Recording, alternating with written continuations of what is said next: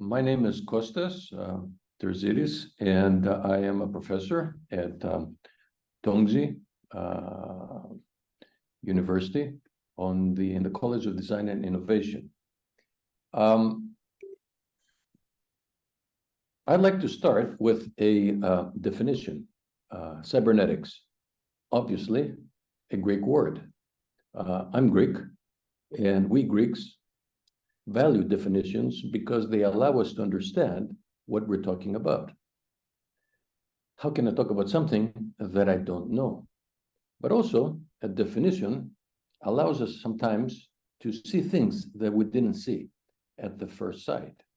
So, cybernetics is a word that is a means to guide, at least in the definition in the dictionary. But if you go deeper into the word, you will see that it's made out of three parts. The last one means mind. The middle one means to guide, but the first one means luck. It's the word cube, which you probably know. It means the dice.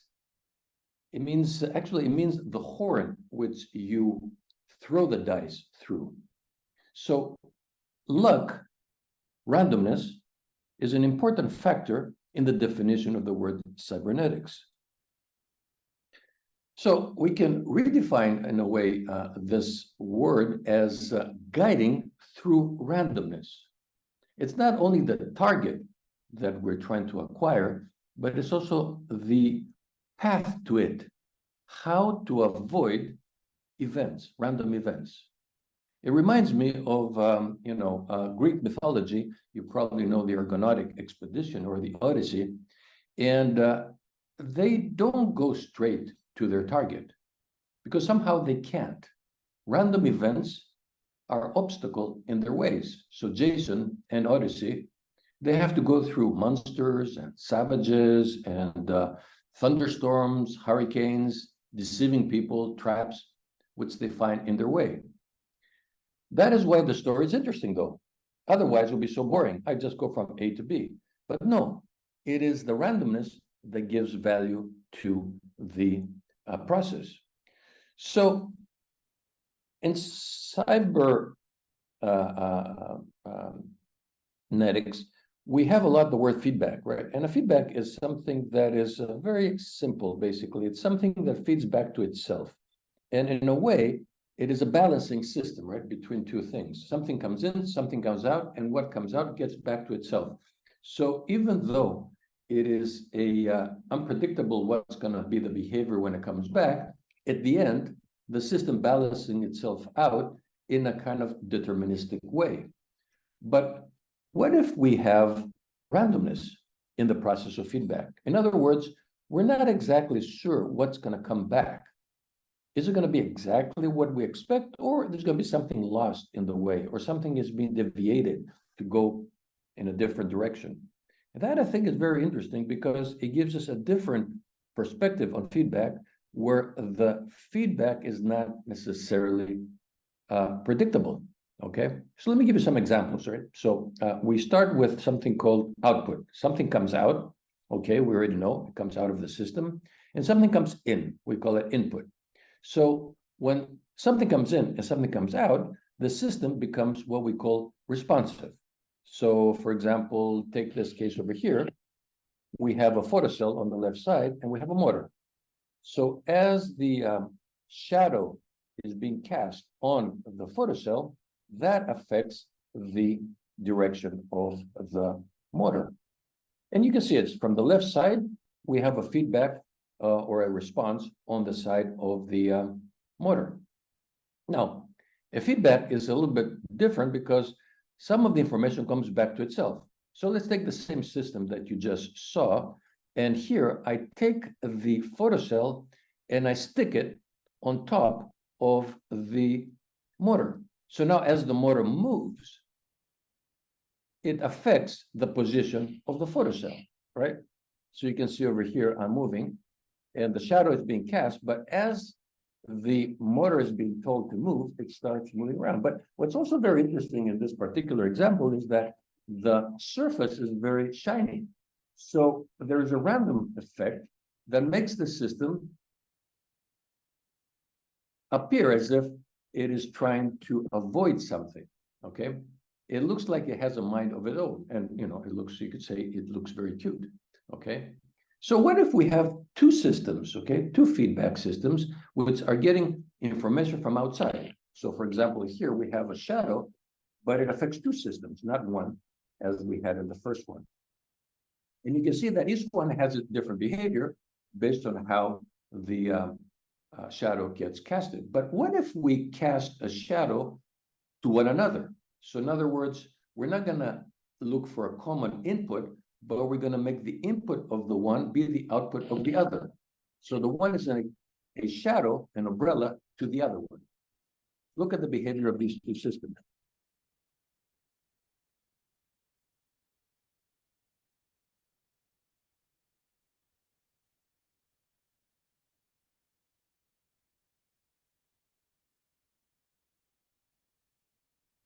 Very interesting, right? It looks almost like they're fighting. They're not fighting, but they look like, and this is going to be very interesting later on, because the behavior of something sometimes maybe its actual action. So the intention really could be the actual behavior of the system. So what if we put many systems together? So not like two, but we say, let's say 6 or 12 or more. So here is a case where we have 6 fans with 6 photocells. So the photocell basically triggers the fan. But as you can know, the fan can produce wind, and the wind can create a curtain, and the curtain can cover the shadow. We can do it. So we have a unpredictable behavior of the shadow because of the wind, right? And you can see here, all of them are interconnected, well, independent, but they look like they're interconnected. That's a nice move. Try that again.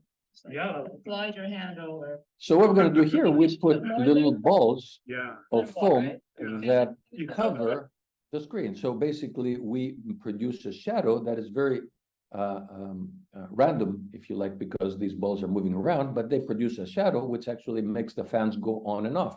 And that produces this kind of strange feedback. Or what if we have umbrellas? Each one of them has an umbrella, and each one casts a shadow on the photocell of the other, and then we have this kind of strange behavior for each one of them is doing something else. And again, I apologize, it's a little bit old, the video, but again, these things are diachronic. So you can see here that it looks like, from the eyes of the innocent bystander, that there is a mess, right? You have no idea what's going on. And yet, I can claim, or people claim, that there's a very, very specific behavior, and it can be very well deterministic. And that leads us to what we call emergence, okay? And emergence is basically, how can randomness self-organize into entities that are, in a way, appear to be sentient, okay? Let me explain in a minute. This is a random set of dots, black and white, okay? If we go closer, it's just little dots, right? Pixels, let's say bitmap, black and white bitmaps. So let's go and look at one of them, okay? So we just take one of them out, and we say this one here has 3 neighbors, which are black, right? We talk about the red centered there. So we're going to put a rule, and the rule says that if you have more than 4 neighbors, then you become black. Otherwise, you become white. If you apply that to the whole system, it will become something like that. And it makes sense because 4 are the neighbors. It's 8 neighbors, but 4 of them, the middle of them. If there are too many neighbors, it becomes black. If there are too little neighbors, they become white. So eventually, everything conglomerates into these kind of blobs, shapes. But what if we do something more interesting? We can do many rules. We can say, like, if you have 3 neighbors, or if 3 neighbors are white and 2 are white, whatever, you can do all kinds of tricks. But one of them is a very interesting rule. And it says that if you have less than 2 neighbors alive, then you die. Basically, you reverse yourself. You become white. If you have 3 neighbors or 2 neighbors, you die. And if you have 3 neighbors, more than 3 neighbors, you die. And if you have exactly 3 neighbors, you become alive again. Okay, now if we apply this to the whole system, you get something very, very strange, which is this one over here. The whole system appears as if it's doing something. Of course, nothing is moving. It looks like it's moving, you know, like these little creatures are trying to communicate with one another. You can see sometimes something moving in some direction. And it looks like, as I said before, again, this is an illusion that this thing is moving, but it's not, because it's just a grid of black and white, but the rules make it move. And that is a very interesting kind of like system, because we have an organization that comes from itself, okay? Nobody imposes, nobody starts to move the little dots from one point to the other. Let me give you another example, which also is kind of interesting. Here we have a grid, and we have two options. We can put a diagonal in this direction, like right to left or left to right. So let's say randomly go right, then left, then right, then left, then left, then left, then right. You keep going. Now, if we do that to the whole system, we get something very strange. Look at this. It's not a mess, as you may think, but actually it's a very kind of like interesting construction. It looks like a maze, right? If you go far away, you'll see that there is a structure. There's some sort of a logic behind it, which shouldn't be there because we didn't do anything. We just choose two random, directions, right or left. And yet the result looks very, very interesting, almost as if it was made by somebody intentionally. Somebody actually created this whole system. And of course, no, because we just saw it. It was just random right or left, okay? That leads us to something called neural networks. So neural networks is a modern version, if you like, of this kind of a search for the order into things. And a neural network basically is a kind of replication, a simulation of a human neural network. And you can see here, this is a real human network where we have these kind of like nerves. But if you look at closer to it, if you open the brain, you'll find that it's basically just a big substance that if you go closer, you find these kind of networks. So it looks like a network. Like you can say it looks something like this, okay? Or like this. So let's take one of them, okay? So this is one neuron, if you like, that is connected with three other neurons, okay? And we're gonna make one more and connect this one with these three, and make this one and connect this one with these three. And this is a very primitive network. And we can add more or more. And now we have a beginning, a middle, and an end. So we can say that the one side is the input. That's the side that is exposed to the outside world. And then it goes through like these other layers. And then it goes to an output, which actually outputs the information into the world, okay? Like eye sees and hand does. It's not like that. It can be very complicated. Like it could be like thousands and millions and billions of neurons. But in general, the logic is very simple, right? So we have one input layer that goes to all the layers on the next one. And then this one gets information from the left side and then puts that into the right side. And then this one does the same thing on the second layer and same and so on until you get at the last layer over there, as you can see, right? And it doesn't have to be all connected. Every layer has to be connected with all the other layers.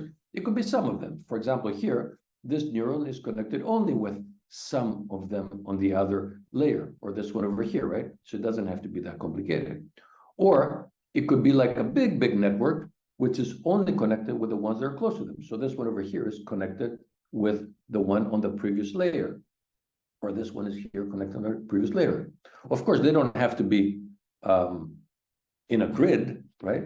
They could be just randomly. For example, I'm not going to disturb the whole system, as you can see here, right? I'm disturbing and disturbing, and it looks like a mess, but it's not. You already know that. You can see that neuron over here. It is connected in the way that it was before, except I just, when it's being packed, it just, the topology the geometry changes, but the topology is still the same. Now, somehow this system has the ability to memorize. As we say, it can understand, and it can remember something that it saw. Now, how is that possible? Well, let me explain to you real fast over here. So it looks like, take an example of the ocean, right? As the ocean hits the beach, the surface, it makes a line, and that line actually is the geometry of the beach. And the moment that the water recedes, right, it hits the end and then recedes, then it has a memory of the shape of the beach, okay? The same thing happens in a neural network. So let's take this case over here, a very simple case where we have an input, and this is a layer, okay? So it's a layer in which we input the numbers 1 and the number 0, okay? And this is the second layer, okay? And we're going to connect them, right? We connect them and we make these lines to be the weight of 1, just default. It could be anything. And we get a third layer and we connect that too, right? So this is a very primitive 3-layer system that has 2, 3, and 1 node in each one. So we're going to look into one of these nodes, each one of them. We try to produce the numbers that are supposed to be there. So the input is 1 and 0, right? So we go to this neuron over here. We say, okay, this neuron over here has to be put a 1 times 1, right? Which is this, and then a 0 times 1. If you add this together, it gets 1. So we put that 1 there. Very nice, right? The second one is the same exactly. So we put another 1 there. The third one is the second one. We put the 1 there. And the third one, of course, is 1 times 1 plus 1 times 1, 1 plus 1, and that is 3. And that is correct. So now we have put the information, we have filled the information that we wanted from the 1 and 0 all the way, and it says that the result is 3. Very nice. We call this forward propagation. Nice. But what if 3 is not right? What if somehow we know that 3 is not a correct number? It has to be 1 because we don't go more than 3. Let's say we have a rule, or that's what we want it to be. So we go and replace the 3 with a 1. Now the system wouldn't work, right? Because 3 and 3 and 3, sorry, 1 and 1 and 1 will be 3. So it's not going to work out. So we have to somehow change those values. So if we went at 1/3, right, times 3, it becomes 1, which is correct, correct? And the other one, also, we can make that 0. So now the system is correct. We call this thing a backward propagation. Now, this is very interesting because if you take this 1 and 0 and you compare it with the other inputs, if you input, for example, 0, 0, 1, 1, or 0, 1, you can see here that the what we call the latent space, the hidden layers, the information here is different, right? Here has 0, 0, 0. This has 0. This has 0.5. They're not the same. So it means that 1, 0 is understandable, recognizable by the system, right? Let's take this one over here, right? We're going to we have 3 input information, right? We have so we're going to put all the possible combinations of, which are 8 possible combinations of 3 digits, right? 3 binaries, right? And you can see that all of them are different except 1. So it can always recognize 0, 0, 1, which is the one we're looking for. And that could be done to anything. So, for example, we can take text, music, or images and kind of remember them in a kind of strange way. So let's take, for example, my face, right? The pixels of my face. And we put them into this neural network. And then this neural network has a latent space that is unique to me. So therefore, only I can open the door, okay? Because, and what's interesting about this is also is that it's not a pixel base, because if it was pixel, and I move my face a little bit right or left, then it would be different pixels, right? But the latent space doesn't change. So it means that it will still recognize me even if I move my face right or left. And that is a big advantage compared to the pixel-based, right? So that is a system that we just saw over here, which is kind of like interesting, but it has a problem because you have to teach it. And we don't have the time to teach it, what is right and what is wrong, what Kostas is and Kostas is not. So what we do is we do something else. We make a neural network that is kind of like a copy of itself. It's a symmetrical one, right? So we put two networks together. So this particular one, we call it an autoencoder because whatever comes in, three inputs become three outputs. So it means that the output can become input to itself, right? So there it is. It's a flip from one another, right? Now, this is interesting because you can feed back the network to itself. The output can become input, right? So, for example, let's take this case over here. At time 0, we have an input, and that input exports an output. And at time 2, that output becomes input, and then the output becomes input, and so on and so forth. Now, why are we doing this? We're doing it because now we can actually use the feedback of itself to teach it what is going on. So, for example, take text. Text is very easy because it's already syntactically correct by people who already did it. So the system knows that if I see an I, then I see probably an M, then an at, and the, right? So this is a sequence of inputs. The I becomes an M, becomes an at, becomes a the. Or let's say I have to be, right? This is a sequence of 3 events. And that you're training the system to understand the sequence that they have. Or I want to come, right? And this, we call this sequences, we call them large language models, LLM. And if you go to your iPhone or your phone, you may start randomly picking like the middle button every time it suggests you the new word, and you see that it makes a lot of sense. Why? Because the statistics, if you like, the neural network is trained to know these sequences, which are the most possible ones as they come one after another. And that produces the effect that you just saw. Very, very interesting. So now we can do many things, right? So this feedback system or the neural networks can actually produce very interesting things. One of which is what we call a competition, right? So we have $1, okay? Pixels, basically, of $1. And we train the system. We train the neural network to understand what $1 is. So every time it sees $1, it says, yeah, it's $1, okay? Now what we do is we present it with random, nothing. In other words, we close the eyes, but we remember what $1 looks like, right? Even though the layer over here is all random, like, or nothing, because you close your eyes, still your mind remembers what the $1 looks like. So as you do this over and over and over, you end up producing a new $1, right? This $1 looks like a cartoon, but basically is being produced by going over and over, by remembering, basically, imagining, if you like. That would be, I'm using kind of like strange words, but imagining what $1 would look like. Really, that's what's happening. You're denoising a $1 picture, and you remember it by reconstructing what it's looking at. And this is how diffusion and Midjourney work, right? You have seen these systems over here. So in that particular case of Midjourney, you have my face, right? And what we do is you try to noise it. You try to put noise, but you remember my face. So here I'm putting noise and noise and noise. And eventually I got noise, right? Here is noise.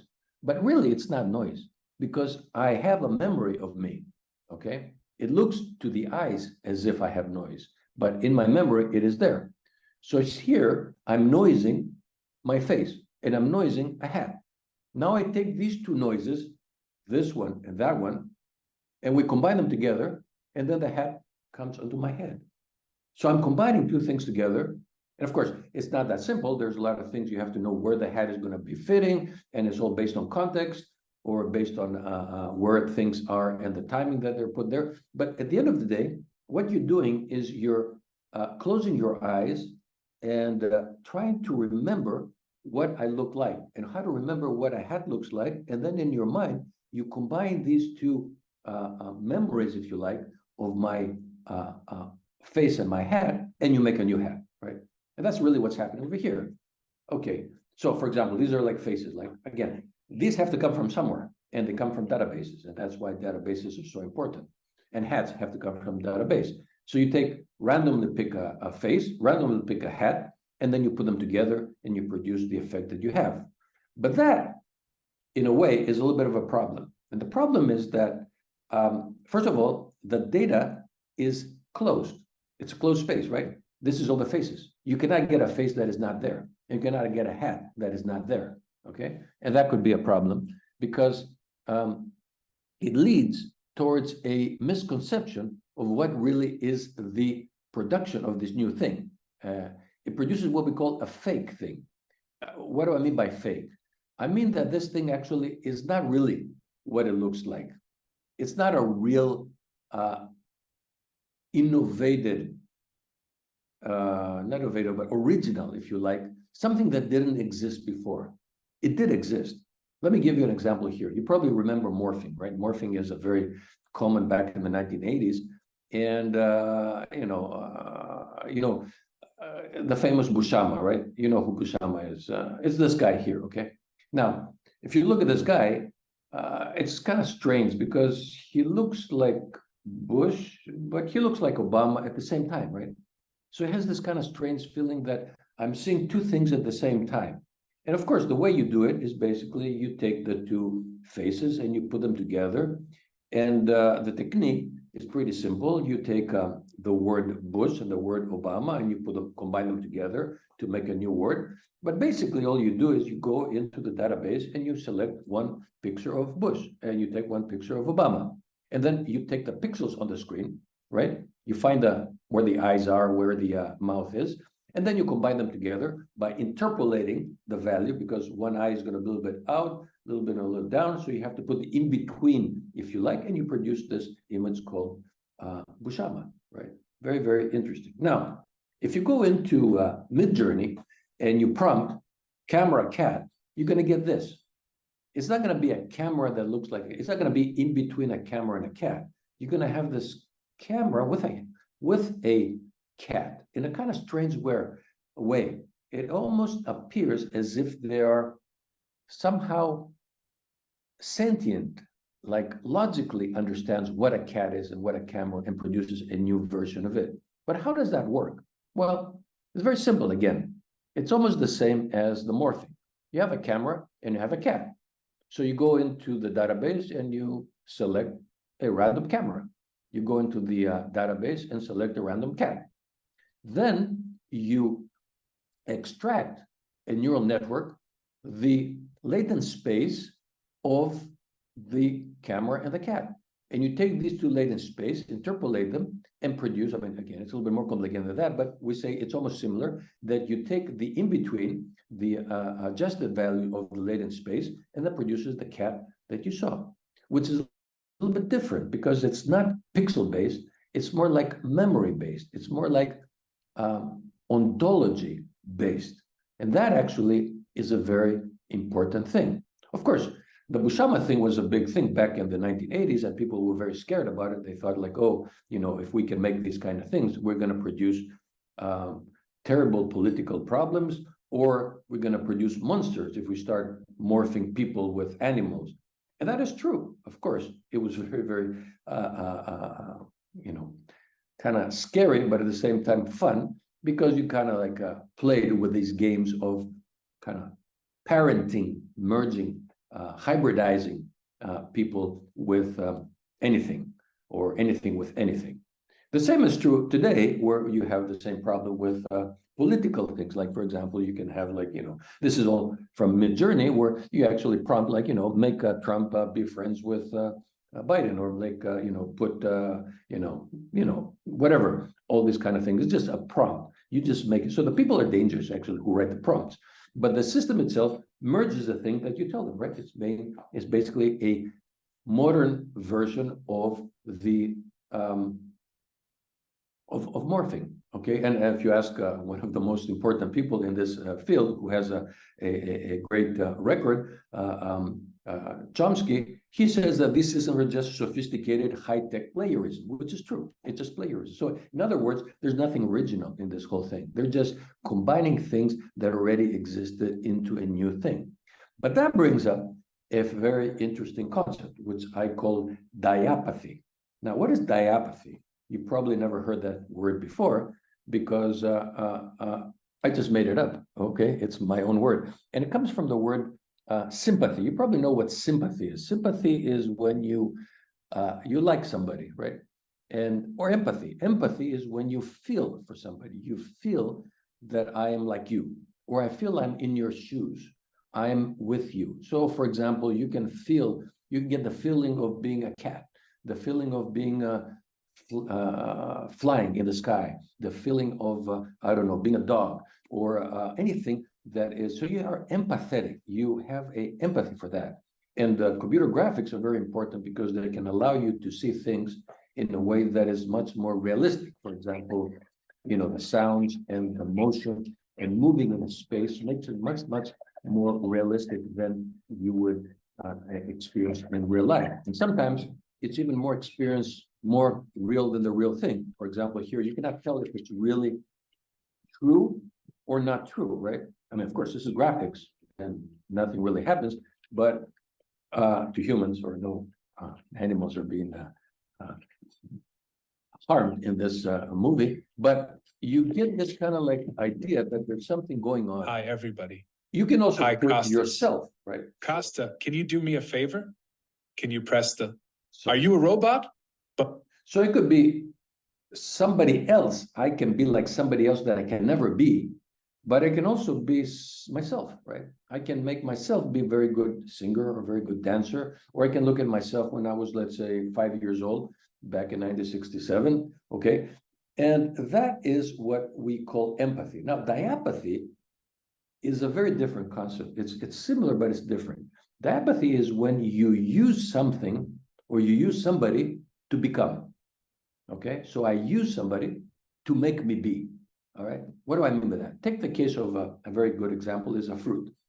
Now, when you see a fruit on the table, you're attracted to eat it if you're hungry, and then you eat it, and then you throw away the rest of it, including the seeds. From a human point of view, it looks like you just ate a fruit. But from the fruit's point of view, the fruit made itself attractive to you so that you eat it.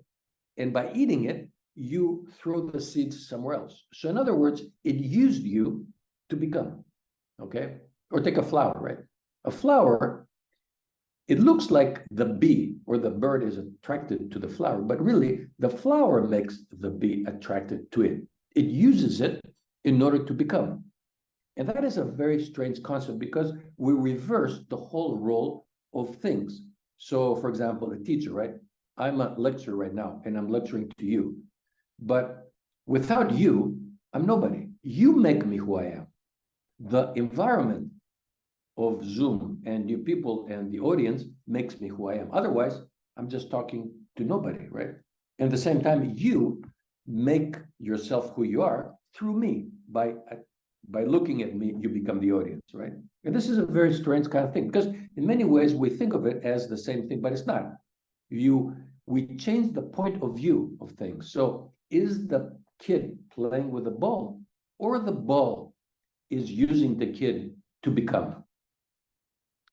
You look at a key on the street and you say, oh, this key is like, somebody has lost it. No, the door who this key is connected to is mourning the loss of the key, okay? And again, I don't know if you see where I'm taking with this. I'm trying to get into the idea of the artifacts, the artificial things, and how they have a mind of their own. And this goes into very interesting kind of like directions. So for example, here is a little story about a woman who was eavesdropping on the wall where there were a lot of cracks. And the cracks were actually making some noises that she thought that there's people on the other side.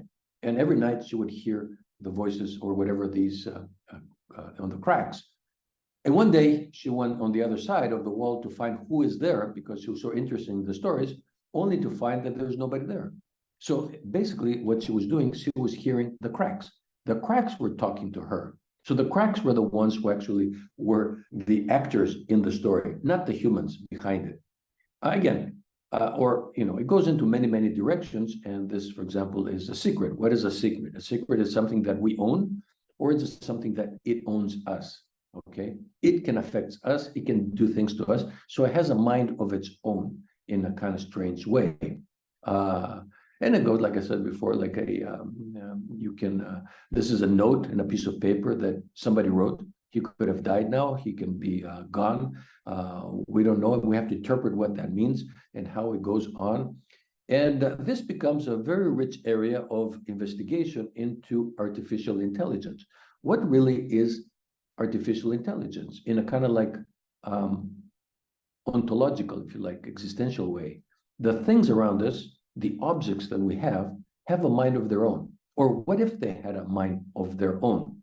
And this goes back in time where things did have a mind of their own according to our ancestors, where the wind would tell us what to do, or the coffee, the cracks on the turtle would actually determine the way we communicate with people and what will happen to us.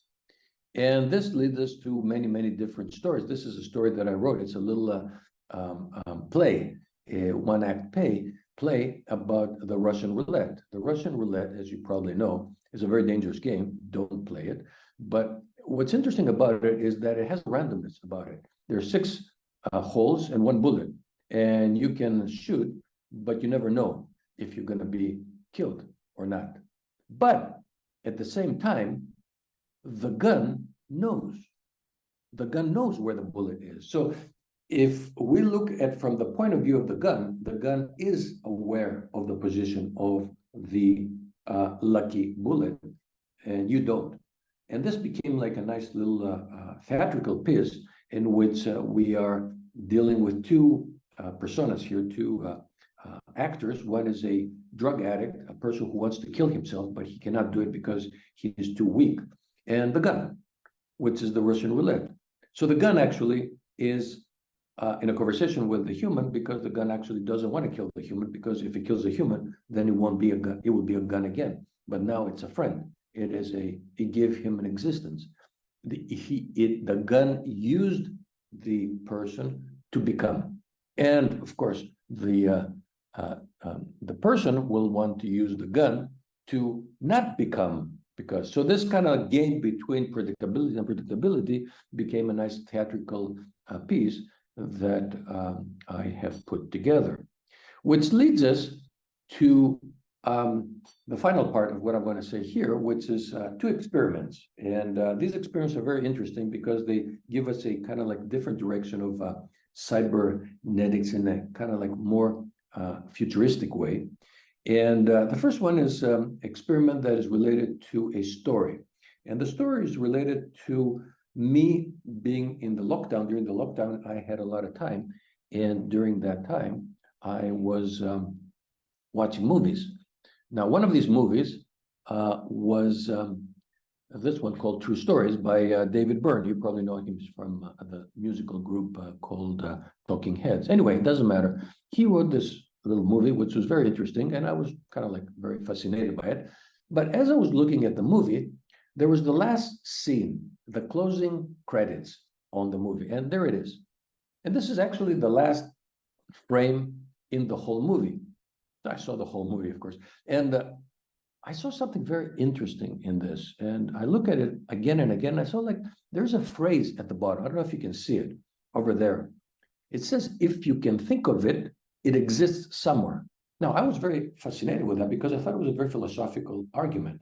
If you can think of it, it exists. In other words, if I can think of you, you exist. So my thinking of you, my conceptualizing of you, my memory of you is who you are, right? And that's, I thought, to the little that I knew, that this is a very interesting argument, a very profound, if you like, argument. So then I said, okay, what if I take all these words and I put them into placeholders, right? And I produce new sentences. And I order them randomly in different ways. And I produce all the possible combinations. And according to my very primitive mathematics, it would be 8 placeholders, 8 words, 8 to the power of 8 is 16,777,216 possible sentences, right? Here they are. Whether randomly or enumerating, we have all these sentences, right? And there they are. Many, as I said before, 16 million, almost 17 million sentences. Now, I was thinking, well, I can find the sentence that I already know, right? Because they should be there. But also, maybe I may find a sentence that I don't know. And what if that sentence is better than the one that I know? And so I was thinking, how can I go through all these sentences? There's too many. I cannot do that. It's, it would take me like years to go through all the sentences. At the end, I would be, not interested anymore. So my problem was time. So instead of me going through all the sentences, I decided, what if I make a neural network?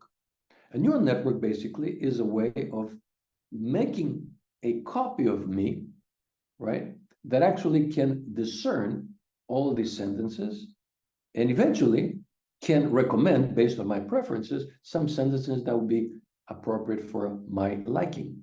And that's what I did. And I run the system, and eventually I came up with, the system at least, recommended to me these 4 sentences, right? If you can think of it, it exists, you can think of it, it can think of you. But the last sentence was very interesting. It says, if it can think of you, you exist. Now, this is very different from the original sentence. If you remember, the original sentence in the David Byrne film was, if I can think of you, if you can think of it, it exists. That's what it said, right? And that is very selfish in a way, because it basically means that my existence makes you who you are, as if I am the responsible for your existence. But this sentence over here is very much more profound, because it says that if it, not him, not her, it can think of you, then you exist. Okay, let's put it into English syntax. If it can think of you, you exist. Now, this is much more profound in my mind, because it basically says that my existence is pertinent to the thing that makes me who I am. And that is a very, very deep philosophical argument, all right? But most importantly, the question is, how is that being created? Because, obviously I didn't do it, but at the same time, people say that, oh yeah, you didn't do it, but you wrote the code. You wrote the real neural network. So therefore, you made the sentence indirectly. It cannot be made on its own. So I said, okay, you're right. Let me go through my code. So I go through my code line by line to see where exactly is it that I could have made a decision that would affect the system in order for it to choose that sentence. And I found nowhere that, okay? I found that there's a random, which I cannot control, just a random number, a random generator, which has nothing to do with me, geometry, which I don't obviously control, permutations, which are also, like, again, systems of predetermined data, rules, syntax, sentences, and random. None of them I had the ability to interfere, okay? But even if you don't believe that my code is not responsible for the generation of that sentence, suppose that I just write these words in a piece of paper and I put them on the table. And then I open the window and the wind blows and they fall onto the floor. And I do that millions and millions of times.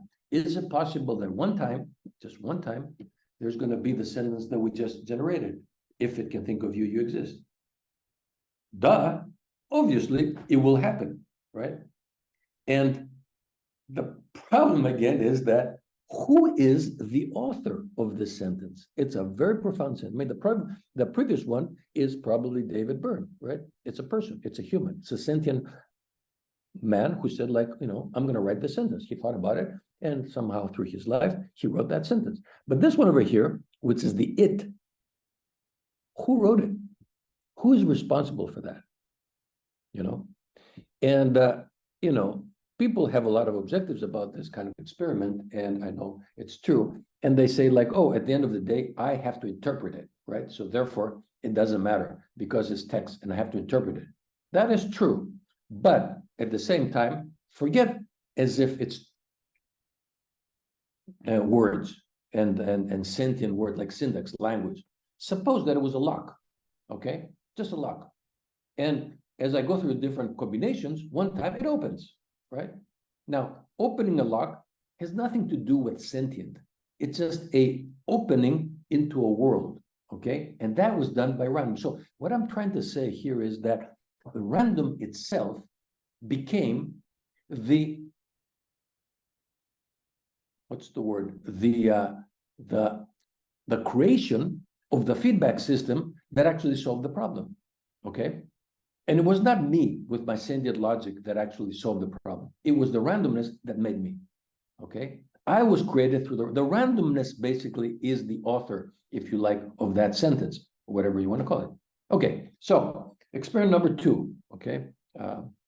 So the second experiment is, I think, very interesting here because it's based on a novel by Garcia Marquez. You probably know it, Love in the Time of Cholera. It's a very nice book.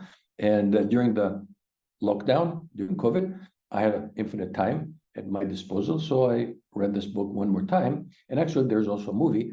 And they're very interesting because it's a story of it's a triangle of 2 men and a woman, Fermina, Florentino, and Urbino. And the story goes as kind of like the beginning of the story is where Fermina is in love with Florentino, but then the father doesn't like it, so she takes her away into another city, and she gets married to Urbino, which is a doctor, and then they live 50 years, and eventually he dies, and she goes back to her hometown, and only to find Florentino waiting for her. And again, the story is pretty simple in a way. I mean, apart from the details, it's a very simple story. It's basically 2 men and a woman and their connection with them. So what I did is I created a system, what I call a particle system, okay? And I have 2 rules, okay? One is that men attracted to women and men don't attract to one another, and women don't attract. I mean, this is kind of like basic rules. And then I just run the system to produce all these triangles possible. And you can see here that this is randomly moving. But every time the actors get close to one another, I record their position, right? And as I record the position, I make these narratives, okay? Now, it turned out that one of the narratives that was being produced is the story of Garcia Marquez, okay?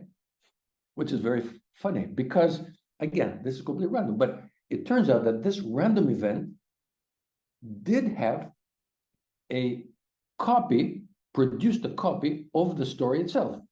So what I did is I took these pieces, okay, of these connections, the story itself, and then I interpret them, right? So there's the data, which is basically A is close to B. Then I describe it in human language, and then I make a little interpretation of that story. And that produces the story that you just saw. Of course, the particles have no intention. They don't fall in love with each other, but the scenario of the motion is similar to that of the story. What is interesting, however, is not the simulation itself, but the fact that the particles, in the particles case, that the particles continue to move, right? So in the case of Garcia, he finishes at the end where the 2 actors are, you know, in love and they go on a ferry boat and blah, blah, blah. But what happens afterwards? Because obviously, Fermina had a daughter, and that daughter didn't like Florentino. So there is a continuation of the story. So with the particle, I was able to find the sequence, the sequel to the story, what happened afterwards, according to the particles, or what happened before the whole story began. What happened to the heroes after the end, or what happened to the heroes before the story began. Again, these are very strange things, but what I'm trying to point out here is that there is something that is very strange, that is, again, stochastic in nature, and yet sentient in a kind of strange way, because we have been assuming that conscious intentions are always human, or at least they're animal-based, like motion-based. And we don't think that objects have intention. And yet, it turns out that randomness itself, as a event, if you like, does have this ability. It's important to mention here that both cases, the intention of the actors are not important in this experiment. We don't care about their feelings, their interests, their intentions. We present only the result, okay, regardless of the intention. Whether it is human or accidental, we don't care. We do not attach any importance to the human nature, because in any case, we can hide whether the story is human or accidental without being able to affect the result. I had to be the one who breaks out the news, but the Turing test that we all think that is the passing test is long gone, okay? In other words, nothing will change if we reveal who and what is behind the result, because the result is always going to be the same. What interests us here is the interpretation of the result. And yet, although interpretation is important to convince the audience, the inspiration of the story is definitely not human at all. Finally, I would like to close with a strange analogy. I said that earlier, and I'll say it again. The Russian roulette, again, no pun intended. They say that guns do not kill, people kill. Guns are just tools that people use with whatever intentions they may have. That is not true, though, in the case of the Russian roulette, because there is no opponent in the Russian roulette. The only opponent is you and your luck, which you don't control. You play with an opponent that exists and does not exist at the same time, in a game that is and is not a game, and with a tool, a gun, that you control and you do not control. So think about that again twice next time you pull the trigger. Thank you very much.